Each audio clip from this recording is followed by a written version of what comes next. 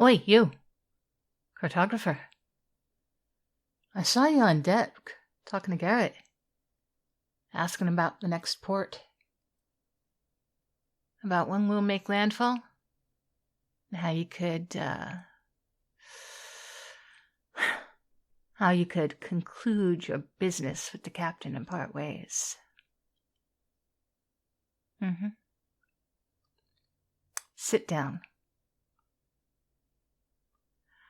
I don't care if you finish translating the Western Quadrant of the charts. I don't care if you think you've held up your end of the bargain. You're not leaving this ship. You're not leaving my side. And if you value your life and mine and every soul on this vessel, you'll stop entertaining the notion that you can just walk away. Here. Drink. You look pale. And we need to talk. We need to really talk. Not just the half-truths that I've been feeding you for the past 3 weeks, and not the carefully worded mission briefings, the truth, the whole cursed truth. You want to know why I won't let you go? Fine, I'll tell you. Look at my hand. No, look at it. Look at it. You see those gray veins spreading up from my fingertips? That discoloration creeping toward my wrist? That's not dirt. It's not a bruise from the rigging. That is stone. My body is slowly turning to stone, cartographer. And I don't have long left before it reaches my heart. I'm talking weeks. The entire crew has it. First Mate Thompson started in his left foot 2 months ago. Now it's past his knee. Young Marcus in the crow's nest, he can't feel his right arm anymore. And Garrett, the man you were so eager to chat with about port schedules, he doesn't have long before it gets to his lungs. We are all of us dying, slowly and painfully, turning into living statues, 1 inch at a time. So what, no clever responses now? No scientific explanation about mineral deposits or blood diseases? No, I didn't think so. And I think that's because you know what this is. I think you recognized it the moment you first saw the chart I brought you. And I saw that look in your eyes, the way your eyes widened for just a second when you traced those symbols around the Serpent's Isle. You knew what we'd done. We stole from a sea witch's temple. Months ago. We didn't know what it was. Just saw gold and jewels in that beautiful compass inlaid with the mother of pearl and sapphires. Garrett grabbed it, and the moment his fingers touched it, we all heard her voice on the wind.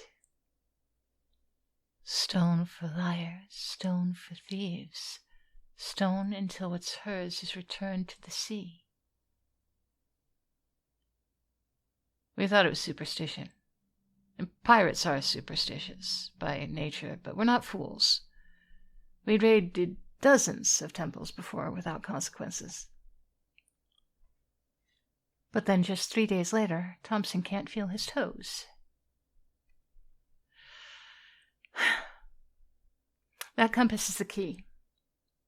It shows the way to her temple, to her real temple, hidden beneath the waves. And inside that temple is the tear of Thalassa, a pearl that can break any sea curse. But the compass doesn't work like normal compasses. It doesn't point north. It doesn't point to magnetic fields or trade winds. It points to the one person in the world who can read the path through her underwater labyrinth. It points to you, cartographer. Don't look at me like that. I'm not the one who made the compass choose you. 3 weeks ago, I was in NASA, dying by inches, watching my crew suffer when that cursed thing started spinning in my quarters. It kept spinning and spinning until it locked onto a bearing and pulled, like it wanted to rip through the hull. So I followed it. Followed it right to that tavern where you were. Right there, selling your services to merchant vessels. The moment I walked in, the moment I saw you bent over those charts with your ink-stained fingers and that focused expression, that compass got warm. It hadn't done that before. Never did that before. No. When I convinced you to come aboard, when I showed you those regular navigation charts, you touched one, and the compass just sang. You think I'm keeping you here because you're good at your job? You are the only one who can do this job. Those ancient charts that I've been feeding you one at a time, those aren't directions to treasure cartographer. They're maps through a death trap.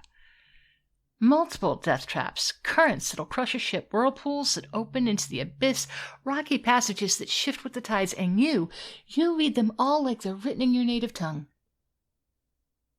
So no, you don't get to leave. You don't get to conclude your business and go sell maps to some freaking merchant who wants faster routes to Spice Islands. You are the only thing standing between my crew and a slow, agonizing death. You are the only reason I can still hold a sword, the only reason Marcus can still see the horizon, and the only reason Garrett can still breathe.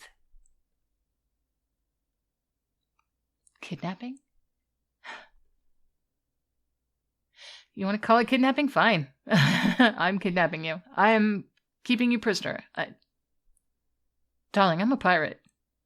Did you expect honor among thieves? You're not even a thief. But I tell you what I'm not doing. I'm not lying to you anymore. I'm not pretending that this is just another job. I'm not going to smile and nod when you ask about payment and ports and your future, because your future is here, on this ship, with me, until we reach that temple and break this curse. Sorry, after that? I don't know. But I've seen the way you look at those charts. There is absolute wonder in your eyes when you trace those ancient symbols. Cartographer, I've been watching you every day for 3 weeks. Watching the way you bite your lip when you're concentrating, the way you hum when you're thinking about things. And then when you think you've found a connection between two pieces of the map, the way you smile, and when you decipher something that's just been lost for centuries. You love this. This isn't work for you. This is passion. This is fun. And I loved it. I value that about you. Your mind, your gift. The way you see patterns where others would just see chaos. Thompson asked me yesterday why I don't just force you to finish the translations. Why I didn't just lock you in the cabin with the charts until you're done. He said it would be faster, more efficient. I told him that you work better with freedom, with trust. But that's not precisely why. I can't lock you up because every time I see you on deck, with the wind in your hair and the sun in your face, and you're looking at the horizon like it holds infinite possibilities. When I see you like that, I remember why I became a pirate in the first place. Not for gold, not for glory. It was for freedom. for that feeling that the world is vast and wild and mine to explore. I can't take that from you, even if it would save my life faster. I don't know. I don't know if that makes me weak. Probably. A good captain would just do whatever it takes. Chain you to a desk, threaten you, break you if I had to, but I'm not a good captain. I am a cursed pirate who's running out of time and falling behind schedule. falling behind schedule. We have 2 weeks to reach the Serpent's Isle. 2 weeks before Thompson loses his ability to navigate, before I lose my sword hand, before the ship becomes a floating tomb, where we become our very own tombstones. So, here's what's going to happen. You are going to stay. You're going to finish translating these charts. You're going to guide us through these waters, and you're going to help us break this curse. And then in return, I will give you something no one else has ever had from me. The truth. All of it. The entire truth.